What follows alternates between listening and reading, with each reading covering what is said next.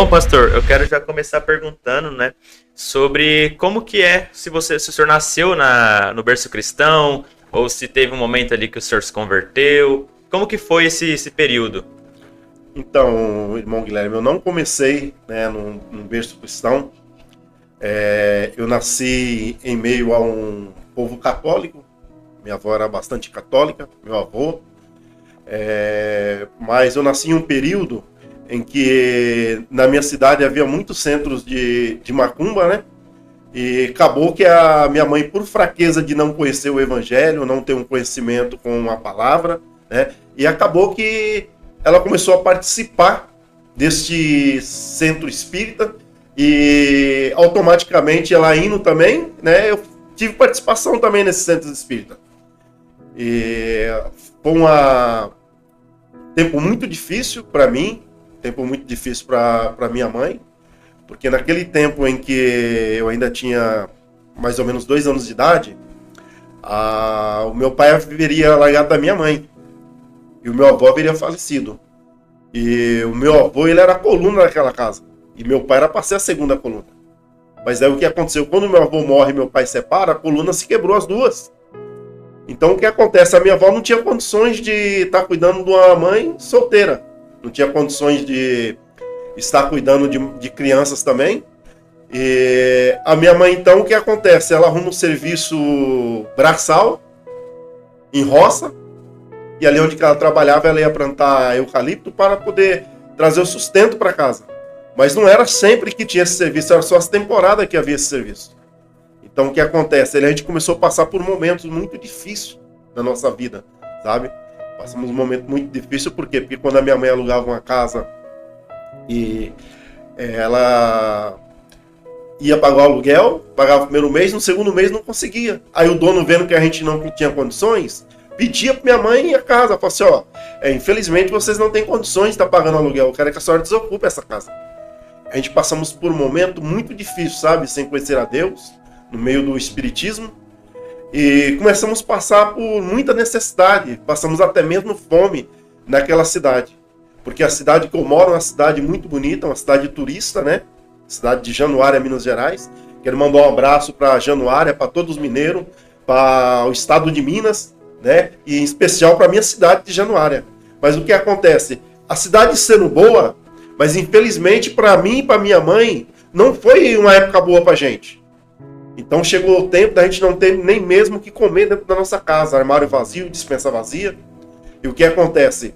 A gente chegava em alguns comércios ali que era antigo naquela cidade e a gente pedia alguma coisa. E naquele tempo era tudo pesado por quilinho, em balança. Vinha sacaria de 50 quilos, porém era vendido por quilo. E alguns comerciantes com dó da minha mãe, com dó da gente que era criança, então eles pegavam ali meio quilo de farinha, 300 gramas de açúcar e dava pra gente.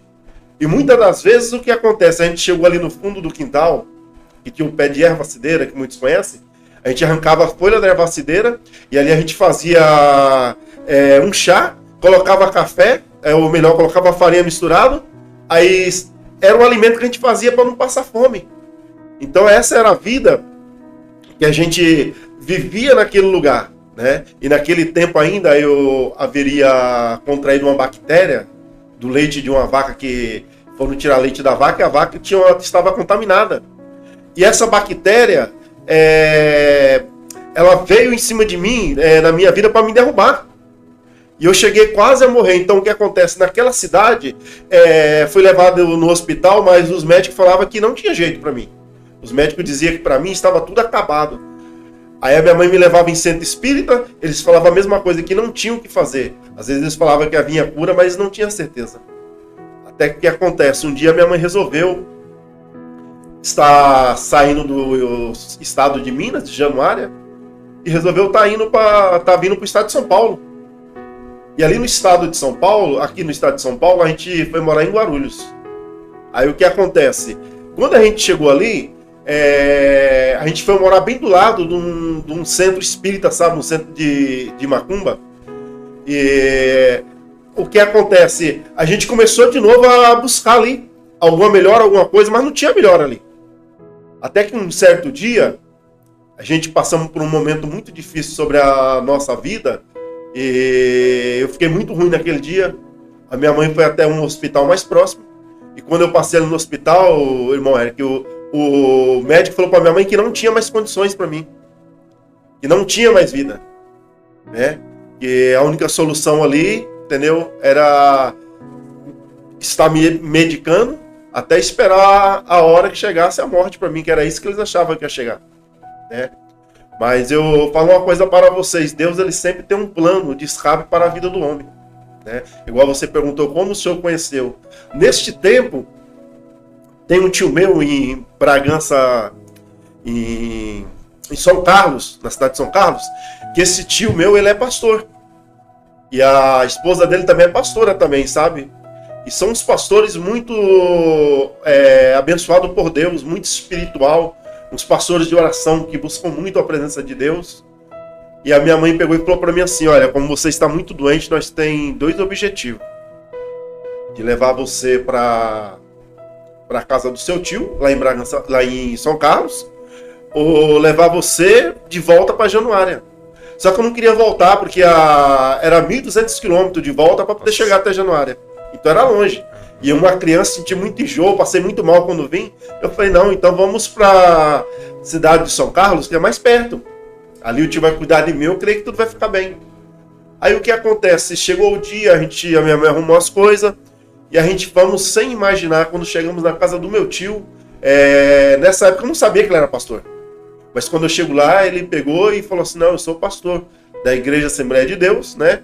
E quando a minha mãe contou tudo para ele, ele fez uma oração por mim e falou para mim assim, olha, o médico desenganou você. Ele deu uma palavra que você iria morrer.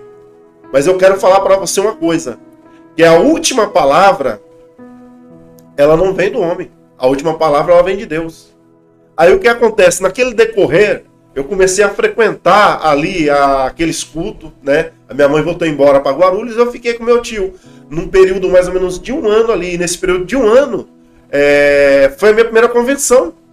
Eu conheci a Deus naquele tempo e vi que Deus realmente ele tinha poder de cura, porque em um certo dia, Deus ele me curou de toda aquela enfermidade. Através do quê? Da oração do meu tio, da oração da minha tia, da oração da igreja que estava orando, porque o que acontece?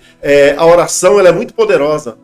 Quando a gente dobramos o nosso joelho para orar, ela faz muito efeito. Agora você imagine só, um homem de Deus, cara, meu tio orando, a esposa dele, mulher de Deus orando, e mais a igreja reunida orando, Deus ele fez milagre na minha vida.